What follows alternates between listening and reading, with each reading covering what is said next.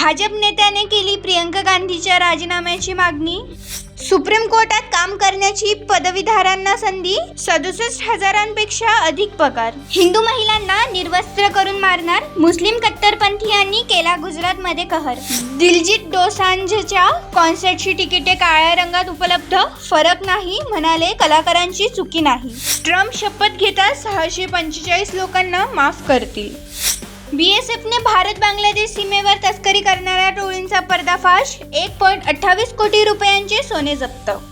योग्य वेळी योग्य निर्णय, जयंत पाटील यांचं सूचक विधान. शिंदेंनी सभागृह गाजवले. पटोले, पवार आणि ठाकरेंवर केली तुफान टोलेबाजी. गेल्या 5 वर्षात देवेंद्र फडणवीसांमध्ये मोठा बदल घडला. अभिनंदन केलेच पाहिजे. जयंत पाटील. बॅग तपासणी यंत्रणेमुळे विमान प्रवाशांच्या वेळेची बचत होणार.